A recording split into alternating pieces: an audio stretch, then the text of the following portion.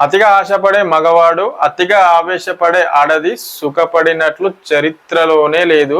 And దాంతోపాటు అతిగా మాట్లాడే మనుషులు ఎవరైనా సుఖపడినట్లు చరిత్రలో కూడా లేదు. అసలు ఈ రజనీ సార్ డైలాగ్ ఎందుకు చెప్తున్నా అంటే, బిగ్ బాస్ అగ్ని పరీక్ష సీజన్ 2లో ఎపిసోడ్ 4లో జరిగిన కంటెస్టెంట్ అపూర్వ అనే అమ్మాయి నిజంగా స్టార్టింగ్ వచ్చినప్పుడు మంచి యాంకరింగ్ చేసుకుంటా నవదీప్ని కానీ, బిందు మాధవ్ని కానీ, అభిజిత్ని కానీ చాలా మంచిగా కామెడీ యాంగిల్ క్రియేట్ చేసుకుంటా, గాసిప్ క్రియేట్ చేసుకుంటా చాలా మంచిగా చేసింది. ఇంప్రెస్ అయిపోయారు.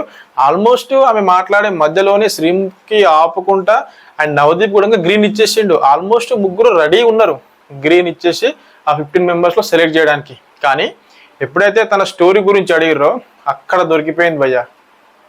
చెప్తూనే ఉంది. దాంట్లో అభిజిత్ గురించి, నీ గేమ్ నాకు నచ్చలేదు, నువ్వు ఓన్లీ మైండ్ గేమ్ ఆడతావు, నువ్వు ఫిజికల్ గేమ్ ఏం ఆడవు, నువ్వు అట్లా అన్నావు. అండ్ అఖిల్ సార్థక్ అండ్ నువ్వు ఇద్దరి మధ్య జరిగిన కన్వర్జేషన్లో నువ్వు స్టడీ గురించి తీసుకొచ్చినావు. ఆ స్టడీ వర్తి బిగ్ బాస్ అంటే చదువుకుంటూనే వర్తి బిగ్ బాస్లో అని చెప్పేసి అది కాదు అని చెప్పేసి ఏదో మాట్లాడింది. దానికి వాళ్ళకి గాలింది, వాళ్ళు రెడ్ ఇచ్చేసిర్రు. ఓన్లీ ఒక గ్రీన్ మాత్రమే వచ్చింది. ఇది జరిగింది. కానీ యాక్చువల్గా తను జెన్యున్గా ఉందా అని అనుకుంటుంది. కానీ ఏదో చెప్పాలనుకున్నది చెప్పేసింది, అయిపోయింది.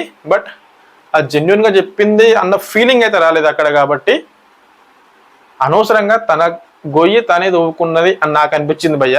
ఒకవేళ మీరు కనుక ఎపిసోడ్ 4 చూసి ఉంటే అపూర్వ గురించి మీకు ఏమనిపించింది కామెంట్ బిలో.